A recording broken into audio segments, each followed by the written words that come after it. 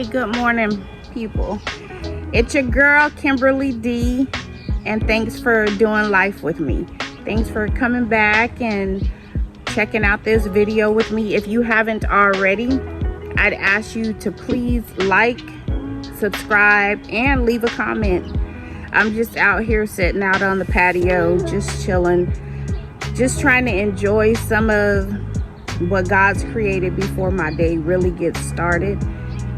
And I've already had interruptions. I guess in addition with me sitting out on the patio, I had visitors. The bees decided to show up as well. And then, of course, I can't really complain because I am outside. I'm in their habitat, basically. So I can't really complain about the bees and the flies and the bugs and, you know, this, that, and the other. We get it sprayed on a regular basis out here. And then, of course, I don't come out here without this. Without my hot shot flying insect killer, because you just never know. I didn't really want to spray the bees, but I really didn't want them all over me either. You know, a lot of people in my family are allergic to bees. Bee stings, I guess you could say. And I've never been stung, and I don't know if I'm allergic, but I don't want to find out the hard way. Nor do I want to be stung, just in general. I had to go and refresh my coffee, or actually replace it, because I decided all these flies and all that, I decided to spray. And of course, they were all in my area. So, you know, better safe than sorry.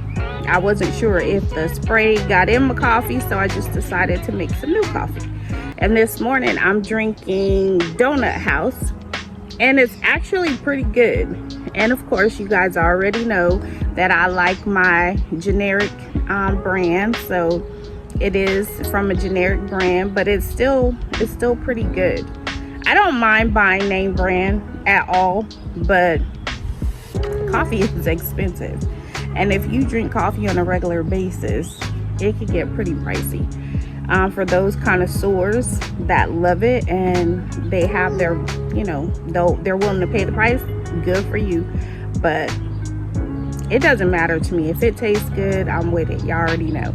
And this is, I want to show y'all my mug. It is, the sun's coming out, so I don't know if you can see it. It says Wanderlust. And it says drink coffee, travel, repeat. And then Wanderlust is described as a strong desire to travel. I actually ordered this from one of my girlfriend's daughter's website. She is a travel buff. I mean, her passport is tatted up.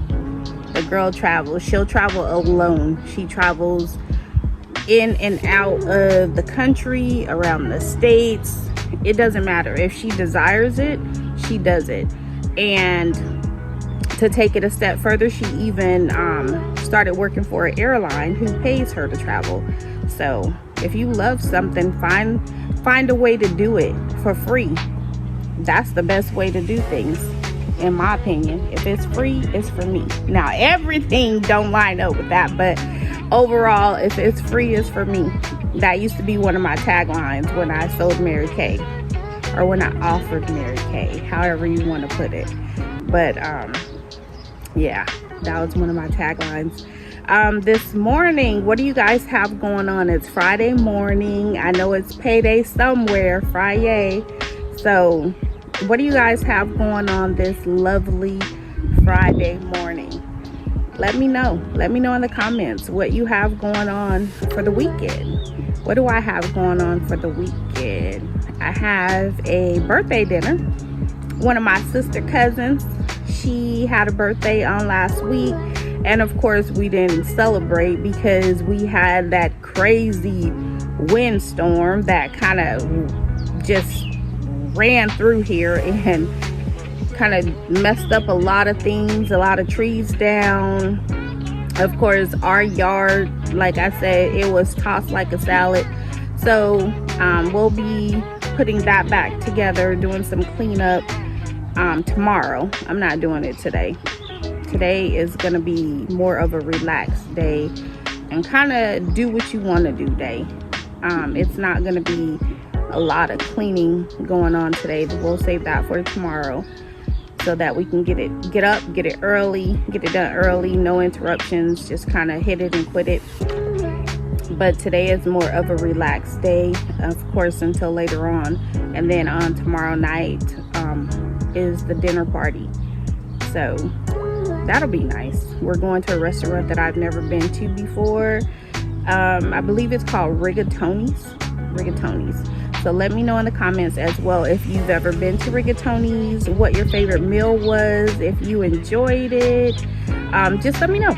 Let me know some things. Let me know what I should order. That's a good idea. Let me know what I should order.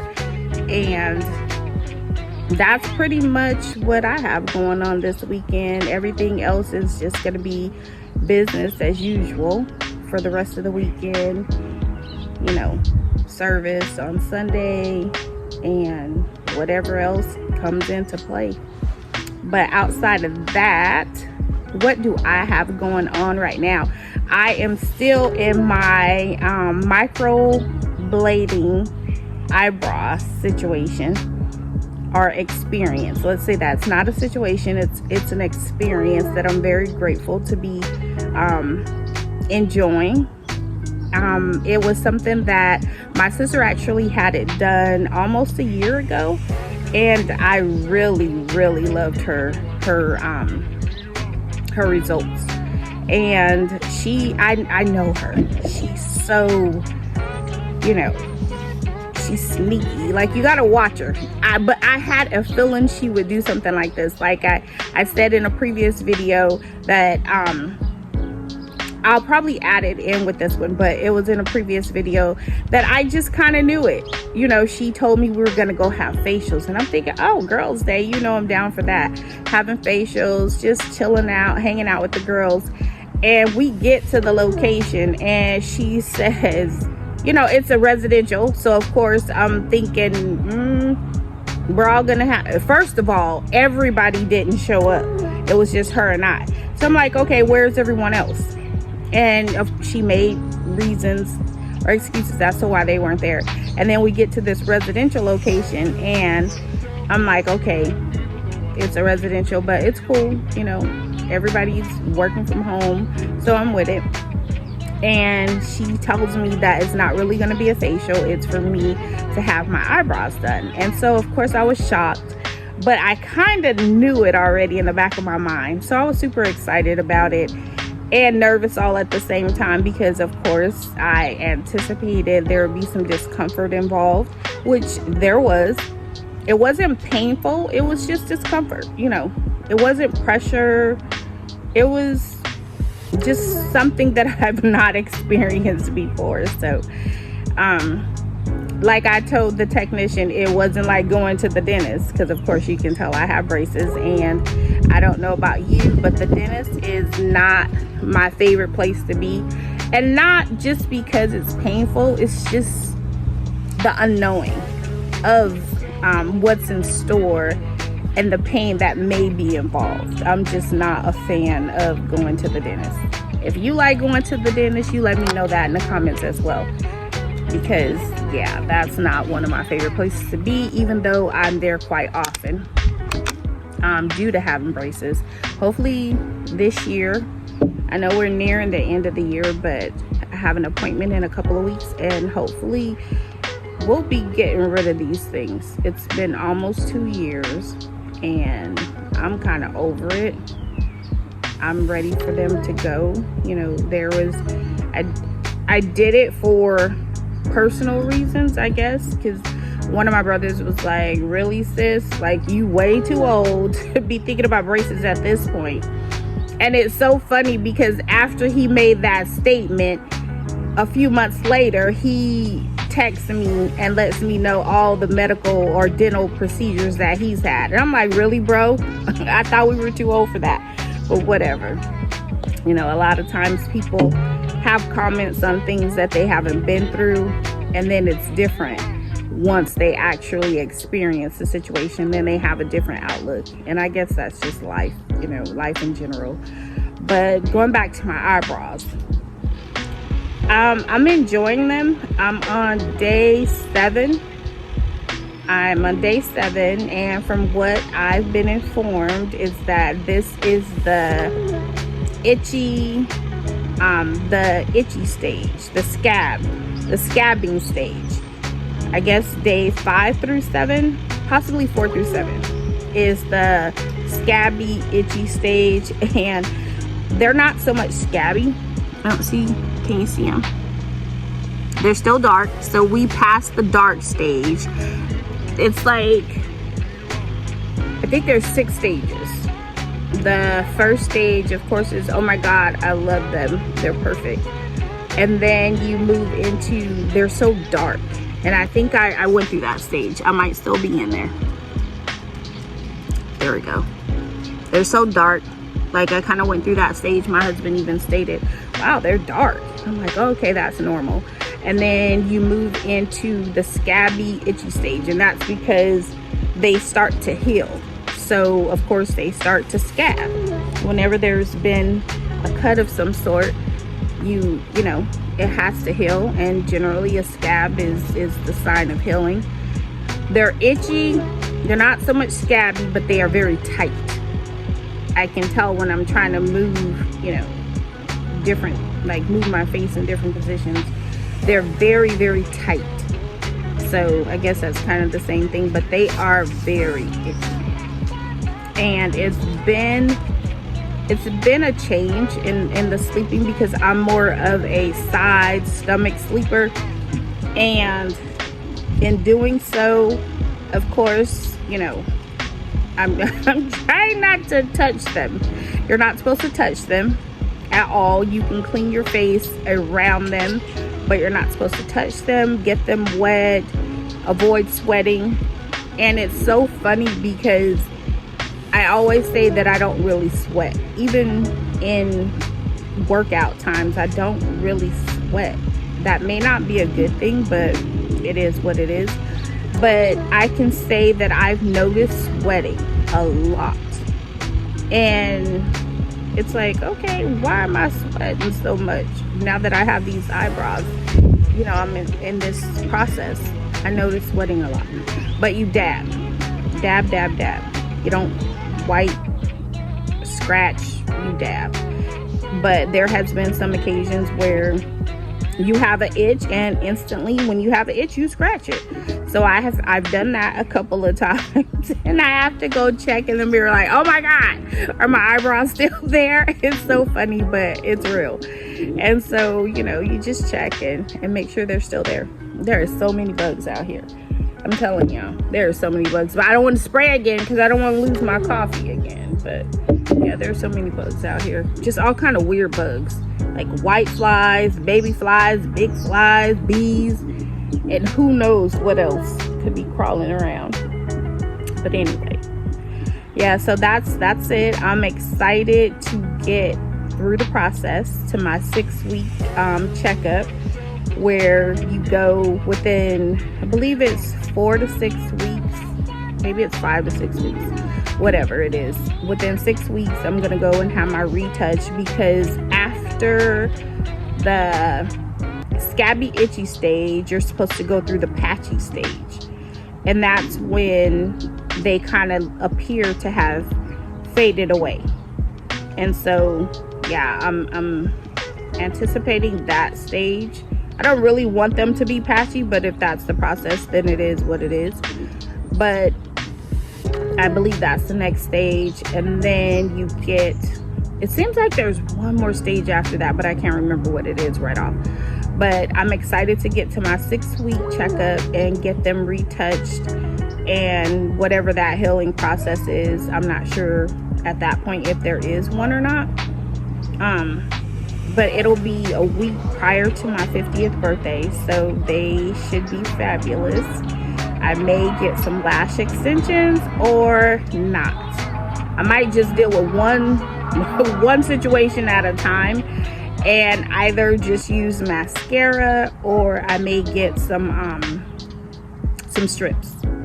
Yeah, I still don't know how to install strips. yeah, that's a whole nother thing. So I kind of just stick with mascara. Let me know if you are a whiz at installing strips, and if you are, what was your process and how did you get there? I know practice makes permanent, and you just kind of learn, get better and better as you go. But yeah, I've tried it a few times and it just doesn't go so well. So let me know if you're really well at it. Give me some tips on installing some strips. What's the brand you use? Glue is very important. So glue, what type of glue do you use? I've heard that the black hair glue that you use for quick weaves, I've heard that that's really good. Of course, it's not for lashes, but it's for hair. Lashes are hair. So let me know if that's what you use or what your process is. I'd like to know. See, I almost went in my mouth. They are disrespectful. And I'm sitting in an area that I don't normally sit in at all. I've only sat here maybe 4 to 5 times since we purchased this home. And you know, we have a few different sitting areas, and so I'm just trying to explore sitting in different locations, because what's the purpose of creating different sitting areas if you're not even going to utilize them, you know? So that's one of the things that I'm trying to do now, just utilize the areas that I have and just making them something that I enjoy, you know, a space I enjoy being in. I tried to make my little homemade water fountain. I wanted a water fountain for my patio. That was one of the things, some type of water feature, you know, that was one of the things that I wanted out here.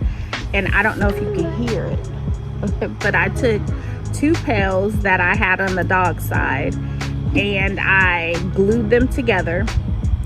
Turned one upside down and put the other on top, glued them together, and then I spray painted them, and I installed, well, I didn't really install, I just kind of put it there, one of the solar water fountains. And there's not much light coming over here yet. There's not much sun coming over here yet, so it's just like beeping, it's just squirting, like just a little at a time, so it's not flowing yet. So maybe this isn't the perfect location, even though that's where I want it.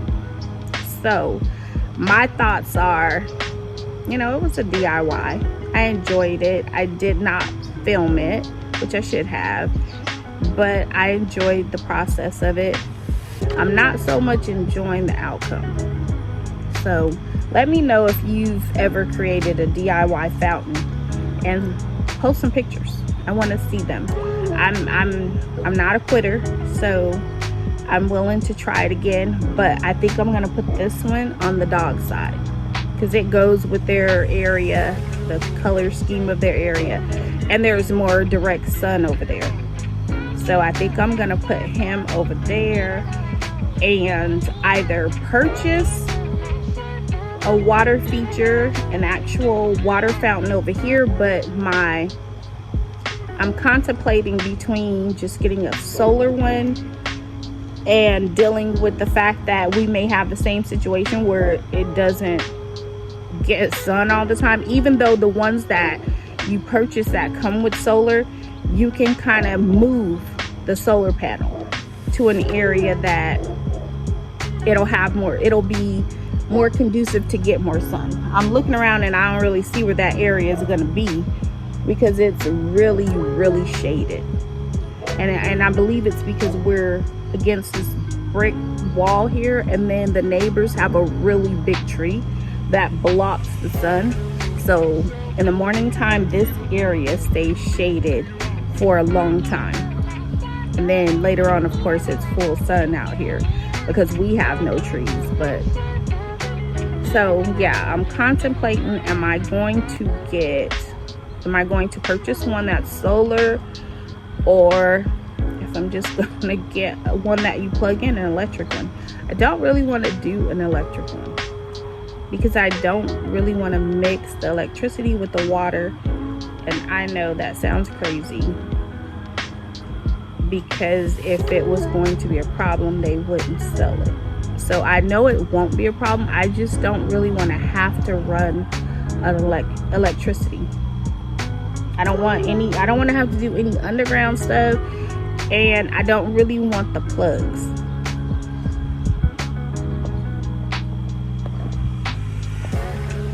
I don't really want the plugs, but we'll see. It is what it is. So I guess that's all I have for now. My battery is dying, so maybe I'll come back and show you guys what it sounds like, what it looks like when the sun actually hits it, and then we can move from there. Talk to you guys later. Have a blessed day.